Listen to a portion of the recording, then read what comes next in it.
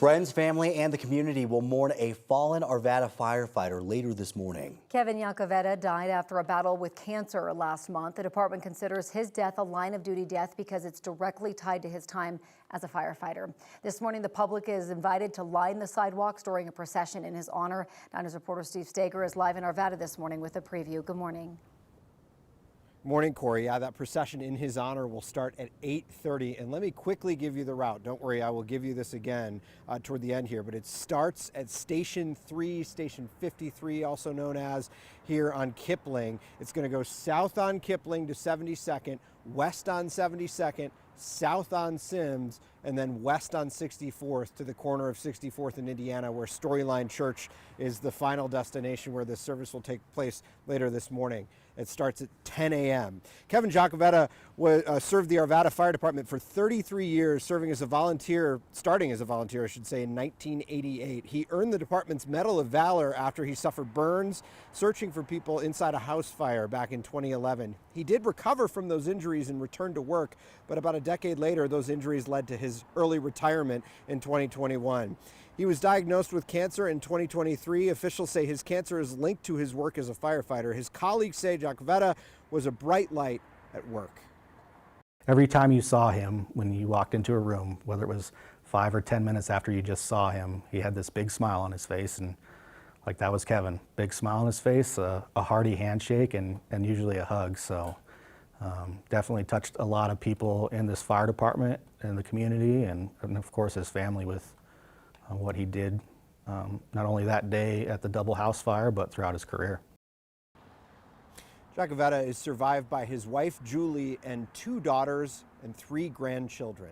All right, let me give you that procession route one more time in case you want to come out this morning, because they would like to see the public lining the sidewalk to honor him. It starts here at Station 3 on Kipling, south to 72nd, west on 72nd to Sims, south on Sims to 64th, then west on 64th to Storyline Church at the corner of Indiana and 64th. We're live in Arvada. Steve Stager, 9 News. Yeah, I sure hope the community comes out. Steve, thank you. Some colleges in Colorado are out millions of dollars after the federal government cut a program supporting schools with large numbers of minority students. Many of those schools are designated as Hispanic Serving Institutions, or HSIs, where 25% or more of the students identify as Hispanic.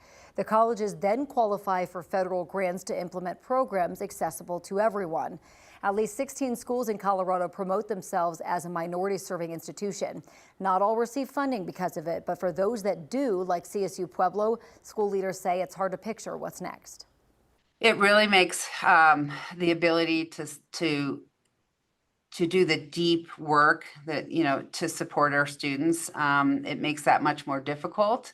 And we anticipate that, potential outcome of not having these funds will mean that, some of our students will fall through the cracks, and that's quite unfortunate.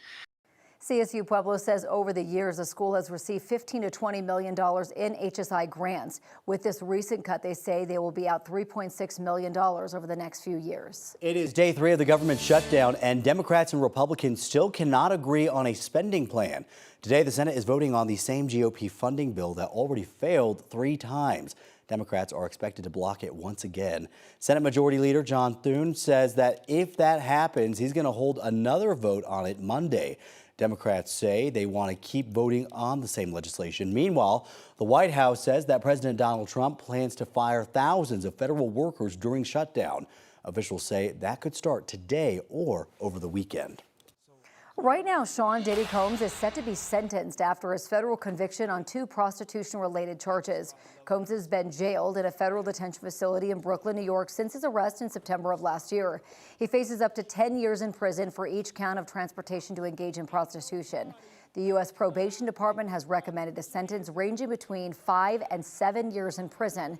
A jury acquitted Combs of racketeering, conspiracy, and sex trafficking charges, allowing him to avoid a possible life sentence.